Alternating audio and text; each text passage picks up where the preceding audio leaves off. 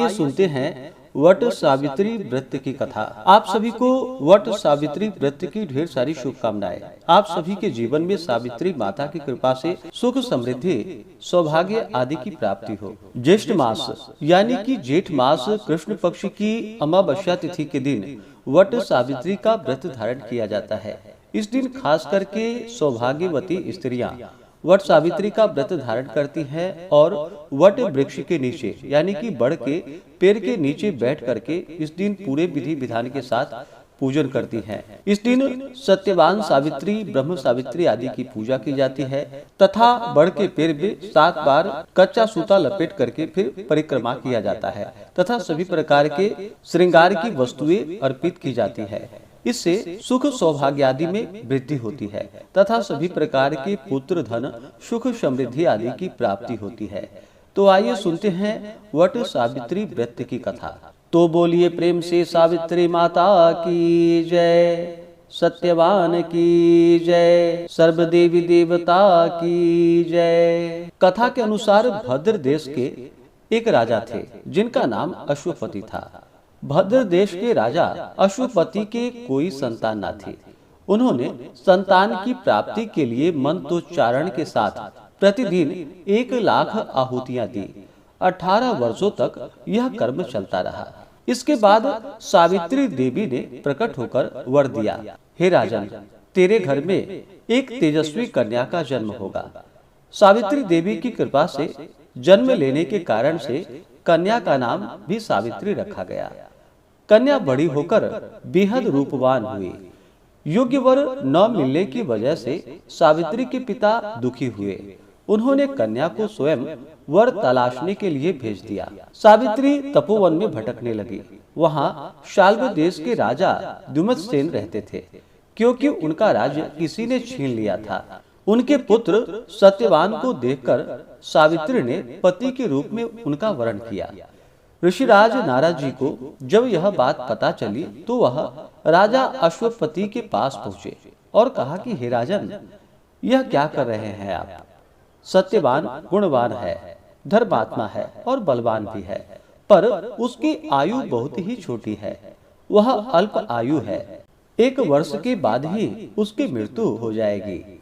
ऋषिराज नारद जी की बात को सुनकर राजा अश्वपति घोर चिंता में पड़ गए। सावित्री ने उनसे इसका कारण पूछा तो राजा ने कहा कि पुत्री, तुमने जिस राजकुमार को अपने वर के रूप में चुना है वह अल्प आयु है। तुम्हें किसी और को अपना जीवन साथी बनाना चाहिए। इस पर सावित्री ने कहा कि हे पिताजी, आर्य कन्याएं अपनी पति का एक ही बार वरण करती है। राजा एक ही बार आज्ञा देता है और पंडित एक बार ही प्रतिज्ञा करते हैं और कन्यादान भी एक ही बार किया जाता है। सावित्री हट करने लगी और बोली कि मैं सत्यवान से ही विवाह करूंगी। राजा अश्वपति ने सावित्री का विवाह सत्यवान से कर दिया। सावित्री अपने ससुराल पहुंचते ही सास ससुर की सेवा करने लगी। समय बीतता चला गया। नारद मुनि ने सावित्री को पहले ही सत्यवान की मृत्यु के दिन के बारे में बता दिया था। वह दिन जैसे जैसे करीब आने लगा, सावित्री धीरे धीरे अधीर होने लगी। उन्होंने 3 दिन पहले से ही उपवास शुरू कर दिया। नारद मुनि द्वारा कथित निश्चित तिथि पर पितरों का पूजन किया। हर दिन की तरह सत्यवान उस दिन भी लकड़ी काटने के लिए जंगल चले गए। साथ में सावित्री भी जंगल गई। जंगल में पहुंचकर सत्यवान लकड़ी काटने के लिए एक पेड़ पर चढ़ गए। तभी उसके सिर में तेज दर्द होने लगा। दर्द से व्याकुल सत्यवान पेड़ के नीचे उतर गए। सावित्री अपना भविष्य समझ गई। सत्यवान के सिर को गोद में रखकर सावित्री सत्यवान का सिर सहलाने लगी। तभी वहां यमराज आते दिखाई पड़े। यमराज अपने साथ सत्यवान को ले जाने लगे। सावित्री भी उनके पीछे पीछे चल पड़ी।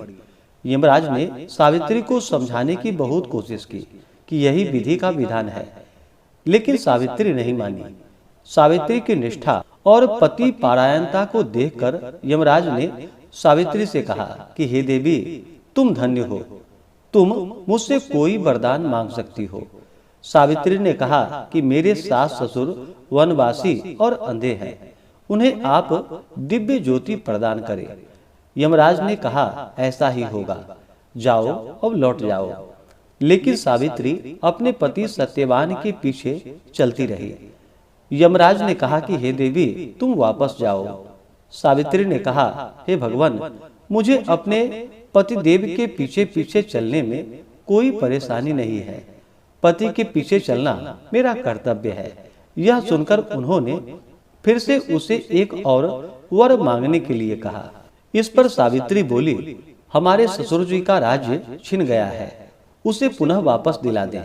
यमराज ने सावित्री को यह वरदान भी दे दिया और कहा, अब तुम लौट जाओ। लेकिन सावित्री पीछे पीछे चलती रही। यमराज ने सावित्री को फिर से तीसरा वर मांगने को कहा। इस पर सावित्री ने 100 संतानों और सौभाग्य का वरदान मांगा। यमराज ने इसका वरदान भी सावित्री को दे दिया। सावित्री ने यमराज से कहा कि प्रभु, मैं एक पतिव्रता पत्नी हूँ और आपने मुझे पुत्रवती होने का आशीर्वाद दिया है। यह सुनकर यमराज को सत्यवान के प्राण छोड़ने पड़ गए। यमराज अंतर्ध्यान हो गए और सावित्री उसी वट वृक्ष के पास आ गई जहाँ उसके पति का मृत शरीर पड़ा हुआ था। सत्यवान जीवंत हो गए और दोनों खुशी खुशी अपने राज्य की ओर चल पड़े। दोनों जब घर पहुँचे तो देखा कि माता पिता को दिव्य ज्योति प्राप्त हो गई है। इस प्रकार सावित्री सत्यवान चिरकाल तक राज्य सुख भोगते रहे। अतः पतिव्रता स्त्री के अनुरूप ही प्रथम अपने सास ससुर का उचित पूजन करने के साथ ही अन्य विधियों को प्रारंभ करे। वट सावित्री व्रत करने और इस कथा को सुनने से उपासक के वैवाहिक जीवन या जीवन साथी की आयु पर किसी प्रकार का कोई संकट नहीं आता है, और संकट आया भी हो तो वह टल जाता है। तो बोलिए प्रेम से सावित्री माता की जय।